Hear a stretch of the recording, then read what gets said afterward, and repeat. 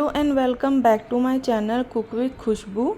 तो फ्रेंड्स, आज मैं लाई हूँ आपके लिए मलाई की खुरचन से बहुत ही यूनिक सी और बहुत ही टेम्पटिंग सी रेसिपी।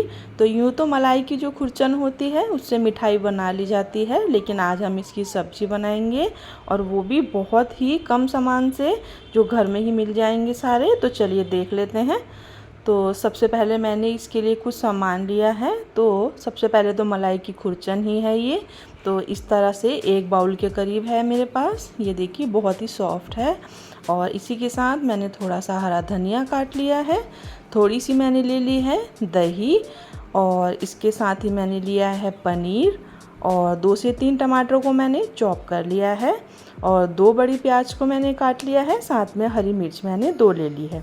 अब कढ़ाई में मैंने ऑयल में सबसे पहले आधा चम्मच मैंने जीरा डाल दिया है, और साथ में कुछ सूखे खड़े मसाले हैं, जैसे तेज पत्ता है, काली इलायची है, जावित्री, बड़ी लौंग, और इसी तरह से जो भी आपके पास हो आप वो डाल सकते हैं। थोड़ा सा मैंने 3 से 4 कली लहसुन की है, मैंने वो डाल दिया है।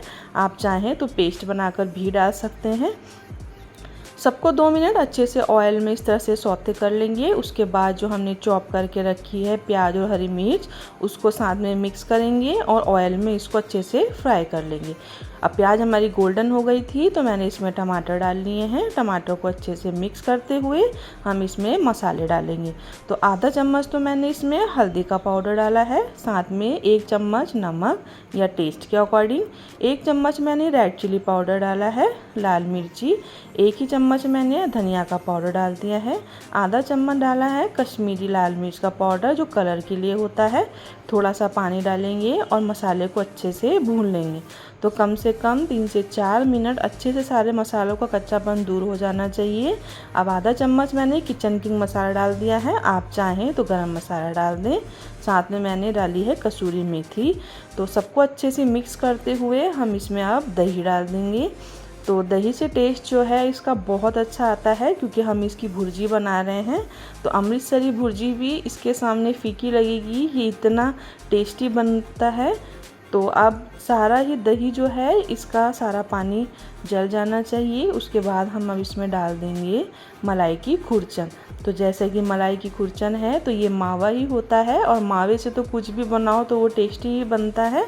अब जो दही थी उसी के बाउल से मैंने थोड़ा सा पानी डाल दिया है। मसालों के साथ इस खुरचन को पकाना बहुत ज़रूरी है। अच्छे से सबको मिक्स कर लेंगे और उसके बाद हम डाल देंगे इसमें ग्रेट किया हुआ हमारा पनीर है। तो मैंने इसको इस तरह से बना लिया था। अब इसको हम इसके साथ बहुत अच्छे से मिक्स करेंगे और कम से कम 4 से 5 मिनट हम इस पे लीड लगाकर इसको पका लेंगे, ताकि सारे ही मसालों का जो फ्लेवर है वो पनीर के अंदर और जो हमारा ये मलाई की खुरचन है इसमें अच्छे से मिक्स हो जाए। तो ये देखिए बहुत ही बढ़िया सी हमारी सब्ज़ी बनकर रेडी हो गई है, वो भी पूरी फैमिली के लिए। तो ऊपर से हरा धनिया से आप इसको गार्निश कर दीजिए। तो अब आप क्या करें, जब भी मलाई से घी बनाएं तो उसकी खुरचन से मिठाई की जगह आप सब्जी बना लें। तो बच्चों को भी बहुत पसंद आएगी और बड़े तो बहुत ही पसंद से खाएंगे। आप इसको रोटी के साथ, पराठे के साथ या फिर चपाती के साथ किसी के साथ भी खा सकते हैं।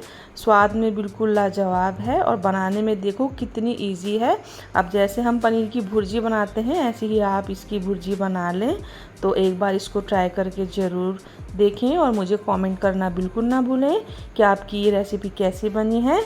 तो अगर आप मेरे चैनल पर नए हैं तो मेरे चैनल को सब्सक्राइब करें, और वीडियो अगर आपको मेरी पसंद आई हो तो मेरी वीडियो को आप लाइक करें। मैं फिर से मिलूँगी एक नई रेसिपी के साथ।